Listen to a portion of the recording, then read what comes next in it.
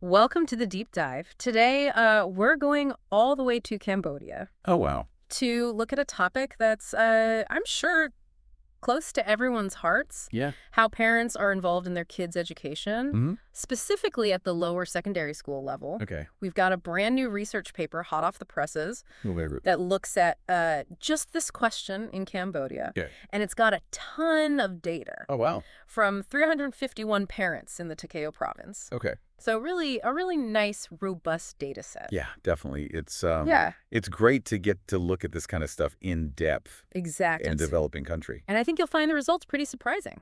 Oh, okay. I'm excited to hear. So the researchers had two big questions. Okay. First, how involved are Cambodian parents in their kids' education? Hmm.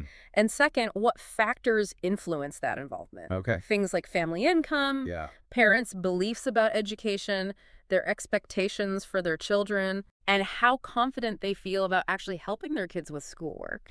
Yeah, and I think it's important to remember that Yeah. parental involvement isn't just one thing. Right. It's not just showing up at school events. Right. It can be creating a supportive environment at home, talking to your kids about their studies. Yeah. And encouraging them to value education, all sorts of different things. Yeah. And the study actually found that Cambodian parents are really dedicated Okay. when it comes to home-based support. Oh, cool. Like really dedicated, Right. regardless of whether they live in rural or urban areas. That's interesting. We're talking about making sure kids go to school every day, cheering them on, setting up dedicated study spaces, Wow. even taking on extra chores themselves so their kids have more time to hit the books. That's really interesting. Yeah, that really stood out to me too. Yeah. It suggests that even when families are facing economic challenges, education is a top priority. Yeah. There is a deep cultural value placed on learning, Hmm. and parents are willing to make real sacrifices to support their kids. Absolutely. It's really inspiring to see that level of commitment. Yeah. But here's where things get interesting. Okay. When it comes to being involved at school, attending those events, going to meetings, Yeah. the picture looks a bit different. Okay. That kind of participation seems to be lower, especially compared to that strong showing at home. Yeah. Why do you think that is? Well, the study points to family income playing a big role here. Okay. Families with higher incomes tend to be more involved at school. Okay. And, that's not necessarily because they care more. Right. It might be they have more flexible jobs, better transportation, or Yeah. more resources to contribute to school activities. Right. So it's not about how much you want to be involved, Yeah, but about what you're actually able to do. exactly. And this highlights the importance of looking at the bigger picture when we talk about parental involvement. We need to consider the different realities families face Right. and think about how we can make it easier for all parents to be engaged, regardless of their circumstances. Absolutely. And speaking of things that make a difference, Yeah. one of the most powerful findings in this study Okay. is the role of parental belief. Oh, interesting. It turns out that when parents truly believe in their role in education, they're more likely to be involved both at home and at school. Oh, wow. This one really jumped out at me too. Yeah. It suggests that just telling parents to be involved isn't enough. Right. We need to help them believe that they can make a difference. That shift in mindset Yeah. could be a game changer, Yeah. especially for those families facing those extra challenges we talked about. Mhm. Imagine the impact Yeah. if we could empower all parents to feel confident Right. in their ability to support their kids' education. Absolutely. That's a powerful thought. But before we get too far ahead of ourselves, there's one more finding I want to unpack. Okay. The study looked at how confident parents feel about helping their kids academically. Whether they feel equipped to actually teach them things. Yeah. And surprisingly, that confidence level Great. wasn't as strongly linked to home-based involvement as we might expect. Oh, that is interesting. What are your thoughts on that? It is surprising, isn't it? Yeah. You'd think that if you felt confident Right. about helping your kid with schoolwork, Yeah. you'd be more likely to do it. Right. But remember, we're talking about a specific cultural context here. Right. It's possible that Cambodian parents, Mm-hmm. regardless of their own academic confidence, feel a deep sense of responsibility to help their children, Yeah. even if they're not always sure how. So it's more about that cultural expectation of providing support rather than about feeling like you have all the answers. Exactly. Or it could be that the way researchers measured parents' confidence Yeah. didn't quite capture the nuances of how Cambodian parents think about it. More research is definitely needed to dig into that question. Sure. All right. So far, we've seen that Cambodian parents are incredibly dedicated to their kids' education, especially when it comes to providing support at home. Right.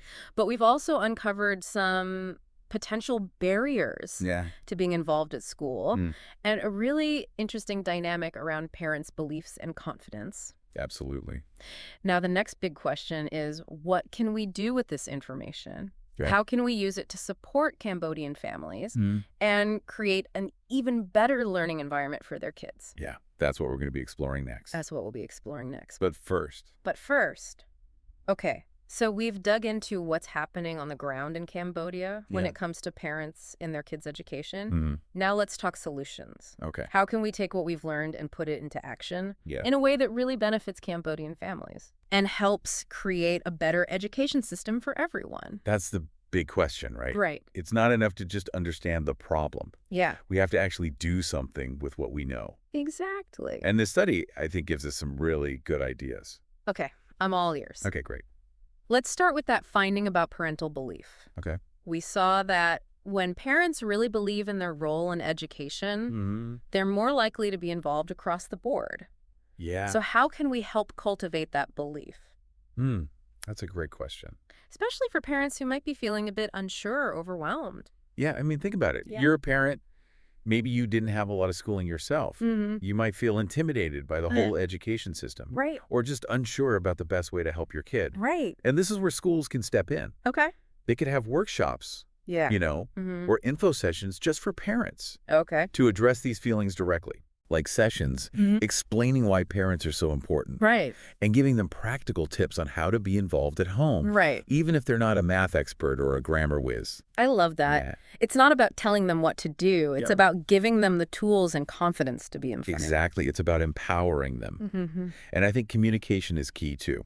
Okay. Schools should make an effort to reach out to parents regularly, Yeah. not just when there's a problem. Keep them updated about their child's progress. Okay. School events, upcoming opportunities to be involved. Right. So they feel like they're part of the conversation. Exactly. And it has to be a two-way street, right? Absolutely. Schools need to listen to parents as well. Their concerns, their ideas, their perspectives. It's about building a partnership, Right. between the school and the home, where everyone's working together. Towards a common goal. Exactly. The child's success. Okay, now what about that income gap we talked about? Families with higher incomes being more present at events. What can we do about that?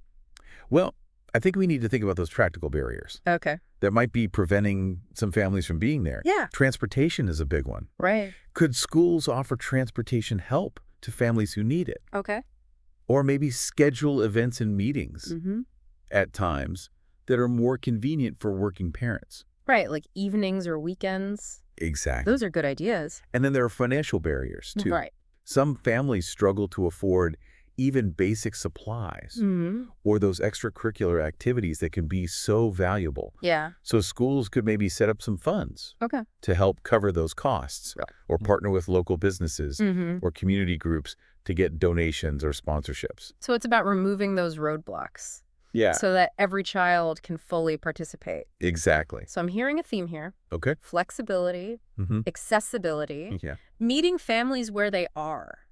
Right. It's not about expecting parents to fit into some mold. It's about understanding their unique situations Yeah. and finding ways to support them. Absolutely. Yeah. And that's why this kind of research is so important. Right. It helps us understand the specific challenges and opportunities Yeah. within a particular context. Like Cambodia. Exactly. Yeah. So we can design solutions that actually work. Okay. So we've got empowering parents, building strong school-home partnerships, Yeah.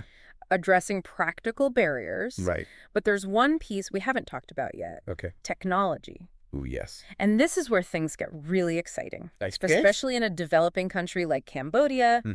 Are you ready to talk tech? I am. Bring on the tech. Let's dive into that on our next segment.